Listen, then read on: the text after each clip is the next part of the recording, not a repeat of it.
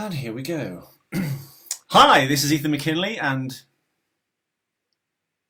Ellie Fitzgerald. on a 3-second delay on Skype, so apologies for any gaps. Obviously, there'll be no rapport in this new episode, not just because we have no rapport as people, in person or otherwise, but now we've added a 2-second delay to it.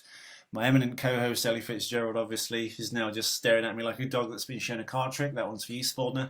And we're on episode 61 of the 2-Minute Terminator, where we break down the Terminator films 2 minutes at a time. I'm Hit the Ethan. music! God damn it. Hit the music.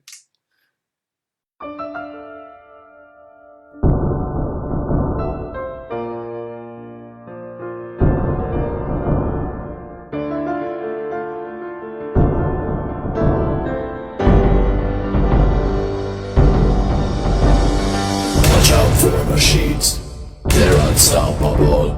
Watch out for machines, they will rule the world. Hello everyone, yes it is in fact episode 61 of the 2-Minute Terminator. We've had a few legal battles with Studio Canal who own Terminator 2, which is what we're discussing and have been for the last 61 episodes. But all is well, we are back and the episodes can now proceed on YouTube. It didn't really matter whether we won or lost essentially because we'd still be on iTunes and SoundCloud, but at some point in the future we're not going to end up wanting to pay for all this stuff, so for posterity we are going to post them on YouTube, and we have been doing that since the start. So we're going to watch 2 minutes of the Terminator films. We're up to the 1 hour 20 minute mark, that's the 2 hour mark, to the 2 hour 2 minute mark, and it starts with Shut Your Eyes, which is obviously incorrect now because we're on a slightly skewed timeline, and the Terminator finds the keys for the van. So that... Wait. I thought we were somewhere different. I thought we were 2 hours, 2 minutes to 2 hours, 4 minutes. Am I wrong?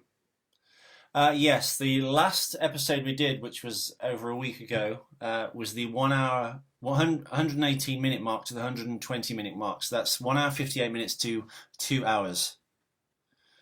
So as we're going from, it doesn't matter really, just try and keep up. As we are going from the 2 hour mark to the 2 hour 2 minute mark, I'll explain basically what's happening.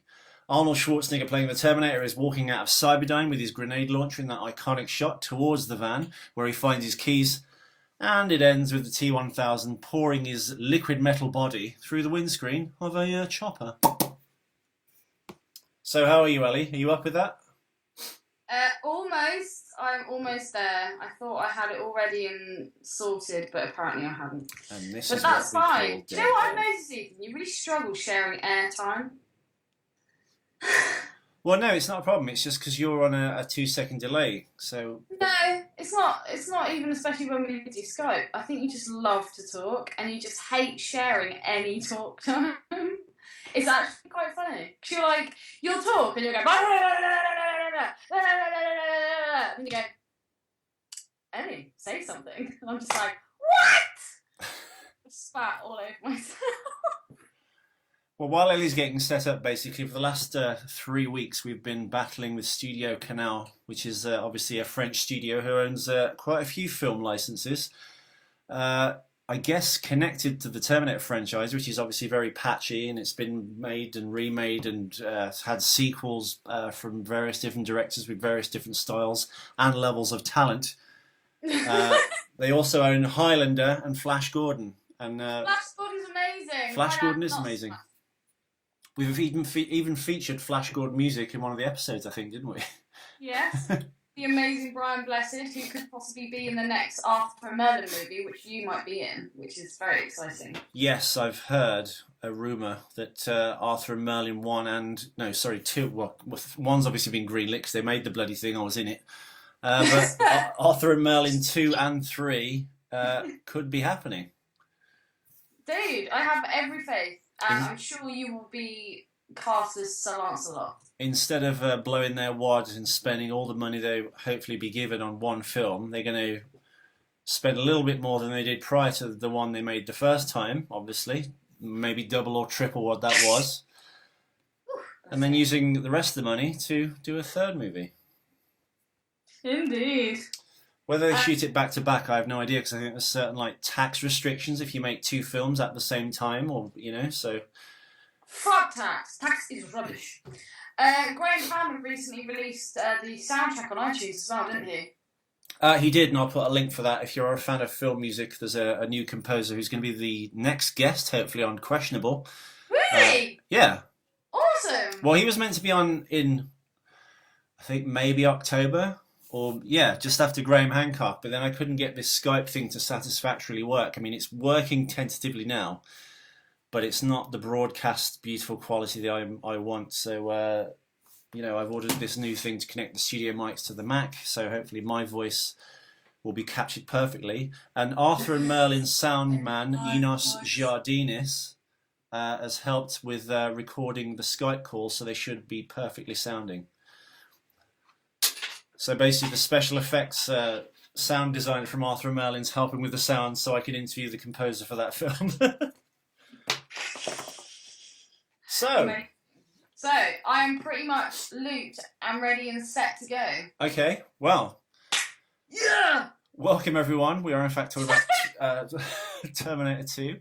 We're going from the 2-hour mark to the 2 hours, 2 minutes mark. So Arnold Schwarzenegger playing the T-800 is of course leaving the Cyberdyne facility, finding the key, and it ends obviously with the T-1000 pouring his metal body, as I said before, through the windscreen of the helicopter. So... this one's for Spalding, our resident weapons expert. Arnie Wields. Oh, you want to fact attack it? Fact attack! Never gets old. Anyway. The grenade launcher that Arnie's carrying is a Hawk MM137mm 12-shot rotary grenade launcher. So... it looks a bit like a 1930s Tommy gun in a sense, doesn't it? It's got like the round magazine with the grenades on, and it shoots 37mm 12-shot rotary grenades. It's a fucking badass gun. I love the sound it makes. It's like a... Well, maybe one of the listeners can actually let us know on the Facebook page if that's an accurate sound. In fact, you know what? We should Google it perhaps after this and see if it does make that sound. I very much doubt... that it does, because we've discussed the guns before. He said the Beretta doesn't sound like a Beretta in this film, but it did in Lethal Weapon. Is that correct? It is indeed. Are you just agreeing with me because you're not quite sure? No, I totally agree with you. He either said it was accurate in this film or it's not accurate in Lethal Weapon, but one of them kind of got it right. But one of these is completely fabricated for shit. Fabricated. Fabricated. You can't even fucking talk. Can you replicate that sound? But you need the whistle as well. That should be the new fact attack. No, I like the fact attack that we have so far. I actually really like the effect when Terminator, because obviously we see the beginning. Well, in the last 2 minutes we saw the Terminator getting shot up, but it was mainly the model. But in the first couple of minutes on this episode, it is just Arnie, and he's got all that silver shit on his face. Mm-hmm. Just think it looks really good. What would that be, Ethan? Mr. I know everything about movies. Well, it's funny you should say that, because I actually make a note on this, but I've obviously, in my stupor, spelled Arnold Schwarzenegger's name wrong and called it Arena's Face Appliances. I meant to write Arnie's Face Appliances. That makes me think of Marina from, was it Thunderbirds? Marina. Aquamarina. Mate, she was the hottest puppet ever. She looked like Brigitte Bardot. Yes, she did. We're talking about Jerry Anderson's... no, it's Stingray, isn't it? What did you say? Thunderbirds? Yeah, Stingray. It's Stingray. It's underground. Did you know? Do you think her pussy smelled of fish? Yeah, but she's still fit though. You fucked her. I think. All the girls that smell like fish. Did you know that in The Wicker Man, you know that scene where Brigitte Bardot's meant to be like banging on the wall when she's naked? You mean Britt Eklund?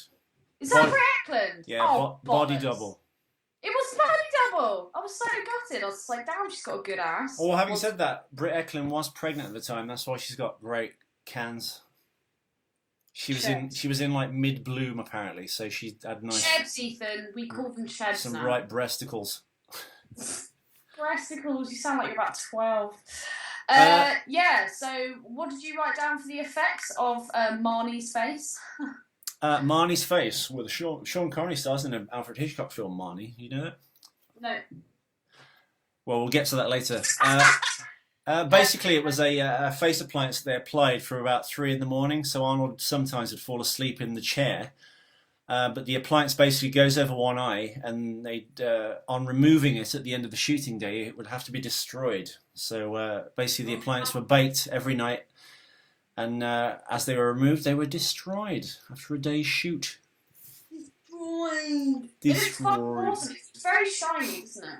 It is. Well, I think in the subsequent films they did slight improvements to it because when he gets his eye removed, obviously the eye doesn't move. The LED's kind of sticking out a bit too far from the appliance and stuff. So now in hindsight, you can kind of see it's a bit shit, but I mean, still pretty good. Like, still 8 out of 10. Some of the makeup men that worked on Arnold, which you can actually see in the.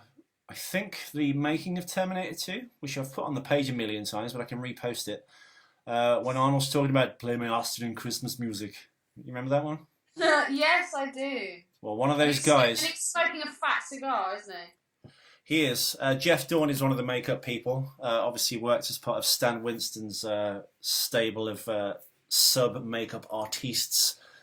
And the last thing he worked on is Hawaii Five-0, so he's still working. He did Battleship, the massive mega flop with Liam Neeson and Rihanna, based on the board game Battleship, which is nothing like the board game Battleship. So yeah, he does. He's done lots of television. He works on Surrogates. Huh? Nothing. It's just quoting Bill and Ted. Well, the other guy that worked with him obviously is Steve LaPorte. He's another one of Stan Winston's crew. The last thing he did was Code Black, which is a TV series. Bosch, which I don't think is the... yeah. Well, in England, Bosch is a brand of power drill. I think Americans might mishear it as Bosch. It's reference to the kitchen as well. And we've lost Have you lost me? You're back. Way! He also worked on Battleship, X-Men First Class, Abraham Lincoln Vampire Hunter, Oz the Great and Powerful. So, yeah, I was going to say Bosch, the TV show. I think American listeners might mistake that as Bouche, which is the alien that Princess Leia disguises herself as when she wants to rescue Han Solo from Jabba the Hutt in Return of the Jedi. You watched Star Wars last night, didn't you, Ellie? I did indeed. I was totally unmoved by it. I was going to say, consider one of the greatest films of all time. It's in the American Film Institute's greatest films of all time, and I think it's actually in the top 10. I appreciate what it did at the time, and as you very rightly said, the special effects were incredible for when it was made. You know, it has all the classic kind of protagonists and plot line. I totally appreciate that. The Hero's Journey by Joseph Campbell. Totally. I can't connect to it, dude. The music was good, but well, the music was I love Darth Vader and R2-D2. You are part of the Rebel Alliance and a traitor. Take it away. And fucking Luke Skywalker's the biggest faggot going. He looks like Justin fucking Bieber. Well, he is, but I mean... He's the biggest faggot ever. He obviously has a story arc and a mandate to fulfill in terms of being a classic character archetype as the, I guess, the youth, the callow young man who has to kind of go off on an adventure and return with the thing that will obviously save the world or the universe or, you know, fill in the blank. So, you unmoved, really? Yeah, just didn't really... You didn't think the marriage of the image and the sound and the music and the sound effects weren't... The sound effect, but it's just I think it's some of the actors and the actual storyline. I don't know. Well, we could include this on the notes of the show, but you should watch. I think it's more incest. I think if there was more incest between Leia. And we've lost Ellie again. Oh. And we've lost her again, and we've lost her again. Whatever you're doing, I don't know what you're doing, but you just need to... Yeah. I've done absolutely nothing, Ethan. I'm not even on my Wi-Fi on my phone. Listeners, basically she's got a plate in her head, and when we fire up the microwave, she pisses her pants and forgets who she is for half an hour. I think the signal is being affected by said plate in head. Is it working now? So you're not ready for Empire Strikes Back? Are you excited for the new film, The Force Awakens, which comes out on December the 18th? Which rather shockingly, after keeping it under wraps for so many months, and they did this with so many films. In fact, I think they did this with Terminator 2 to bring it back. They make films under such secrecy, and then a month before the film comes out, they release the novelization of the film. They release the soundtrack, and the composer always puts plot spoiler names to the tracks. Star Wars Episode 1 being one of them, when it was the death of Qui-Gon Jinn, and that was one of the track names, so it blew the fucking whole film. Similarly, with The Force Awakens, the soundtrack's out, allegedly, and it's got some of the track names on there, which are a bit spoilerific. And they've released a novelization of the film. They've released, I think, 13 TV spots now. It's about 12 minutes of footage from the entire film out there, which I think is really bizarre. You don't need to advertise this film this much to kind of get an audience. It's already like the biggest pre-sales tickets, to see the film in history, and it's not even out yet. Do you not think it's all a bit too cliche though now, with the kind of people that they've got playing these main protagonists? Yes, I do. I don't know, it just seems a bit pandering. I think the world is so afraid now of offending any one group that it just seems a bit odd that it's like there's a black guy lead, which is fine, but it just seems odd, and they've put a boy and a girl lead, but one's black and one's a white girl. Mm-hmm. And it seems a bit... It's like going back to the 80s all over again. Yeah, I don't know, I'm not sure if... Why is no one else ever considered? What about Mexican or an Asian person, like an Oriental Asian or an Indian? You know what I'm saying? It seems odd that They're always saying that black people are misrepresented and underrepresented, and it fucks me off because it's so not the case. Yeah, we're all equals now. I read this article about this black guy, who was really high up in like the CIA or something, and he was saying, "Oh, there's not enough black people in these higher up jobs, blah blah blah." But that's not necessarily that they were kept out. It's just maybe black people don't apply for those kind of jobs. It's not even that. It doesn't matter what fucking colour you are. The person that should be in that job is the best person for that job. It's like in offices, like nowadays, they have to fill a certain quota. You have to hire a certain amount of disabled people. You have to hire a certain amount of females in higher paid jobs. You have to hire a certain amount of, the ethnic minority. I think people should get to their positioning by merit and by effort and by actual talent and what they can actually do. I fucking hate that there is this whole thing of, we've got to tick that box and we've got to tick that box and blah, blah, blah. It's just like the new Star Wars movie. We've got a badass chick. Bullshit. We've got some fucking black dude. Okay, that could possibly happen, but it just feels like they're trying to be really PC, and again, that gets my back up straight away. But I am looking forward to watching the second movie, which I think is the one that I know the best, because that's the one with the Ewoks. And I remember seeing that one quite a lot. I think that's my brother's favourite. Is that the second one? It's the third. Oh, fuck. For those listening to the episode, I've got my head in my hands and shaking it, and I'm sure men across the world are actually doing the same thing. Hey, fuck you. We each of us long to meet a girl that knows and likes Star Wars, and not someone who looks like, a soft 2. You want to meet a 10 who likes Star Wars. Unfortunately. Sophia cool, yeah? Huh? She didn't know Star Wars. So. She knew of Star Wars, but she doesn't. Saskia then. Saskia would know about Star Wars. She knows, yeah. We'll do it now. Okay, Star Wars Minute 2 will be with you shortly in the new year with me and Saskia.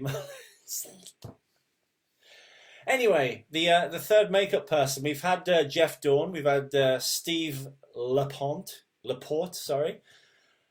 Peter Tothpal is the other makeup man. He worked recently on Iron Man 3, Crazy Stupid Love, which I'm told is good, even though I've seen it on mute. Mr. Simpson, I think I've cracked the case. I watched an episode of Matlock last night in a bar. The sound was off, but I got the gist of it. He's done Danny Collins. He was Al Pacino's hairstylist. Oh no, sorry, I take it back. He was Jennifer Garner's hairstylist. Style me, Bob. Style me. How do you confuse Jennifer Garner and Al Pacino? Because Al Pacino is the lead of Danny Collins, and I assumed foolishly that a big hair makeup person like Peter Tothpal would be working actually on Al. He was working on Jennifer. Yeah, because Al has been renowned for having amazing hair. He also worked on my favourite TV show of recent times, Agent Carter. Quite like that. Quite like that. Jurassic World, he was the key hairstylist. And Miracles of Heaven, never heard of it, not going to even click on the link to find out what it is, so you'll have to look it up yourself, listeners. And 9 Lives, hairstylist is Jennifer Garner again, so maybe he's her go-to guy when she wants her tresses done. Tresses. Right, back to the clip. Yep. Fuck Jennifer Garner, I couldn't give a shit who does her hair. When the T-1000 flies out of the building, off the Harley-Davidson police bike, and then onto the helicopter, was that a stuntman? Was that real? Was that someone on a wire? How the fuck did they do that? Strangely, that wasn't covered. However... That's quite a big part. Oh, it is. Well, it's made up of 3 shots. It's one where the guy is driving towards the glass and going to jump through it. So I think it was shot live in the building because you've got the helicopter outside. So you've got the guy racing towards the window. He jumps out of the window and then he aims at the helicopter. Obviously, they dropped a real helicopter onto that car. They put a guy on the front, obviously, of the helicopter. And I think they used a real stuntman to jump out of the building. I think when the bike makes contact with the helicopter, though, that is obviously a model, probably a 5th scale model. And then we obviously had that big, massive truck actually drive into the front of that building, didn't we? We obviously actually did. I've got some notes on that. Was Arnie actually driving the van? No. Well, he's badass. I thought you liked to do that. Oh, he's not Tom Cruise. No, I think Tom Cruise has kind of like shown a light on the fact that... Yeah, no, I think when you have a star like Arnold Schwarzenegger or even Stallone back then, I think for the most part, and this happens on sets anyway, that your main actors, basically, if you were lighting any of these scenes that you're watching now, Ellie, they'd get a stand-in actor. I know a bunch of actors that do that. Like one girl was Jennifer Garner's stand-in for Mystique. So they put makeup on her, and they'll stand her in the scene for 7 hours while they get the lights completely perfectly right. And then they go, call Miss Garner, please. And then they'll go and, not Jennifer Garner, who's the chick out of Hunger Games? The one who got her waps out online, who was like, oh, I've been violated. I hacked my phone. Oh, Jennifer Lawrence. Yeah, they'll go, right, get Miss Lawrence. Oh, and they'll get Jennifer Lawrence out of her trailer, and she'll shoot for 20 minutes and then go back to her trailer. And then some poor schlub will have to stand in while they get the lights perfect and stuff. That's an amazing word. So, no, I very much doubt Arnold actually drove this truck. Well, the van crashing through the lobby was meant to do a complete 180-degree skid. So as it came through, it would spin, and the back of the van would be like facing that corridor, so John and Sarah could get in the back of the van. Because the floor was so slippery, it actually kind of spun and hit the wall, kind of like blocking that corridor in a sense. But they kept it they kept it anyway because it looks really cool. It does, and I love the SWAT team just like hopping out of the way with their leg roots. Great techers. The fire in the parking lot. You know how that was done? I bet you know. We've had this a million times. Movie magic all the way through this show. Please remind me, Ethan. Flame bars. Oh, those things where they just like explode. No. Like if you want to look like there's a house on fire, you'll get a bar, put a gas line onto it. Oh yeah, and you'll drill holes in it like a flute, and then you'll just light that like almost like there's a hob on each windowsill. It looks like the house is on fire.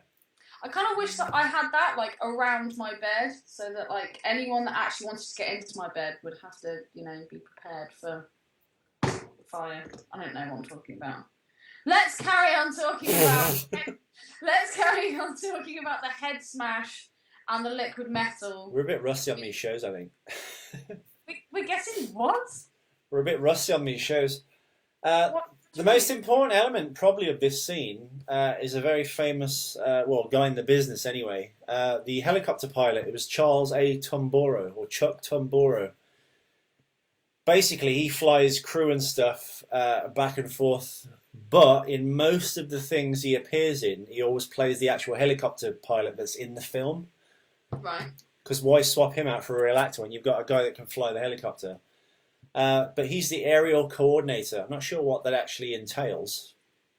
But I guess it's like, he'll come to an area, you've got several buildings, the Cyberdyne building being one, and then essentially you'll be like, right, we can get the helicopter this low, we can only do this kind of thing, but you can only put your cameras here because of the distance between the blades and the buildings.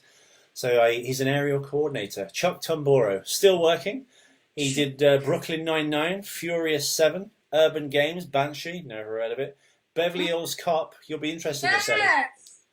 Well, not that Beverly Hills Cop. Oh. Basically, they did a remake series, which came out in 2013. And it's basically Axel Foley's son, Aaron Foley.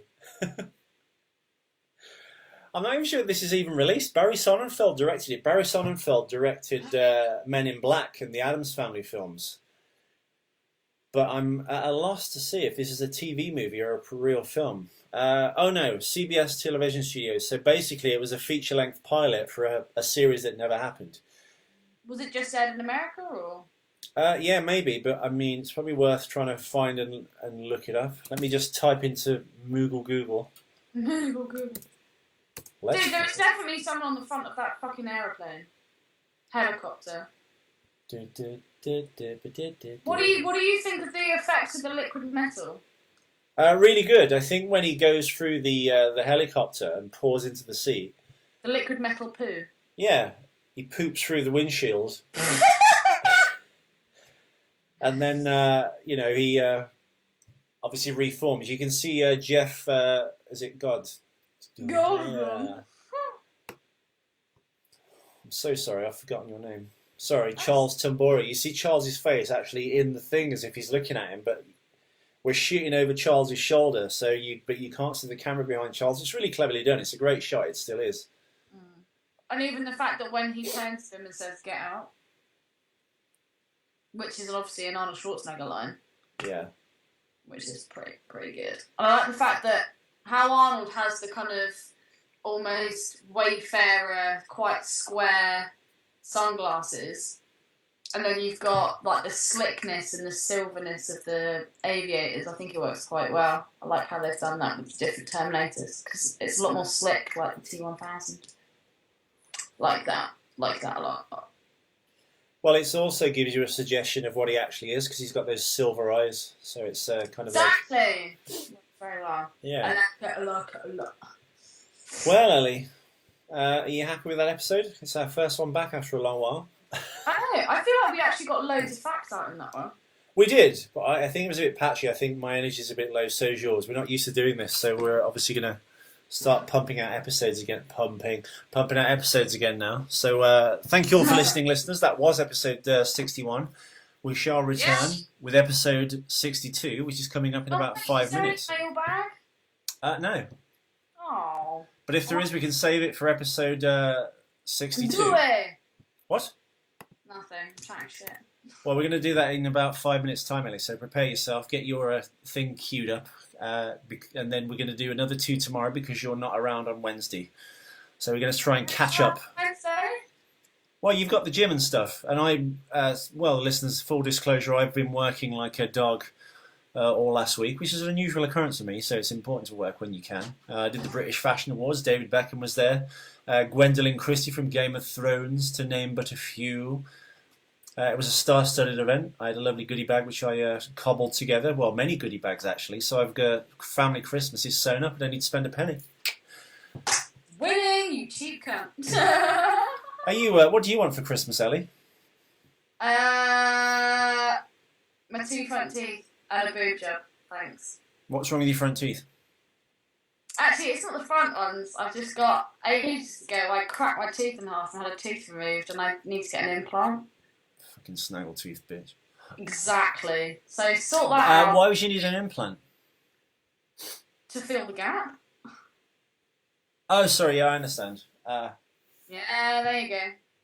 But my actual dentist, he got really ill and got cancer and then stopped doing dentistry, which was a bit shit. And I was on private, so I need to find like a good dentist because fuck going on the NHS, man. They're so shit. So, yeah. All mine have been on the NHS, all my dental stuff. Yeah, but let's not go into my teeth. That's just ridiculous. But yeah, for Christmas, I'd like a new teeth and some new boobs. What do you want for Christmas, Ethan?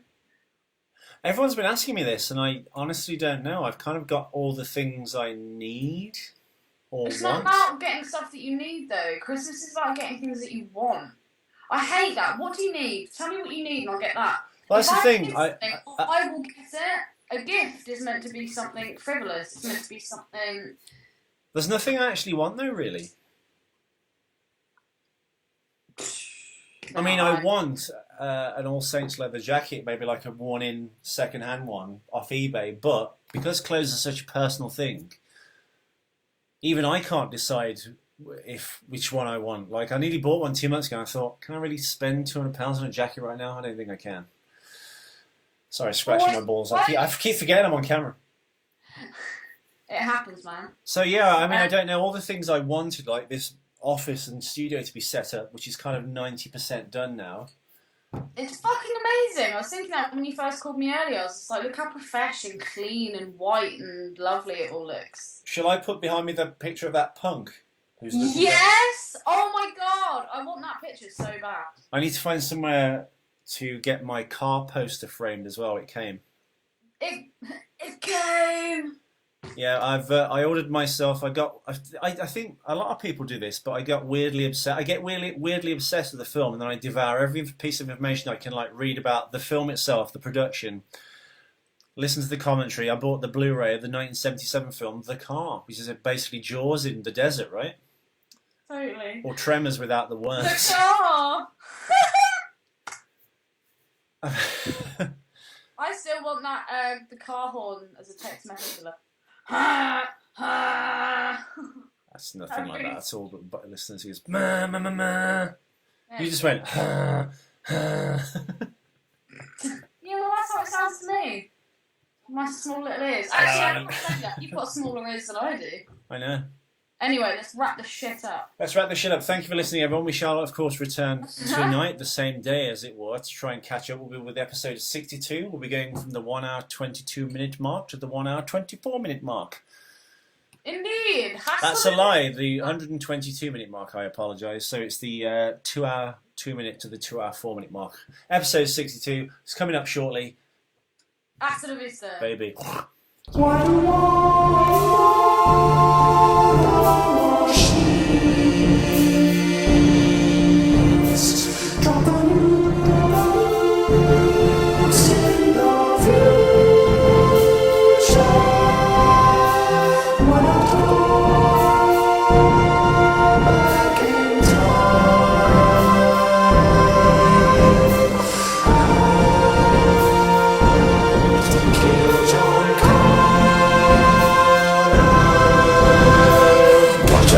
Machines, they're unstoppable. Watch out for machines.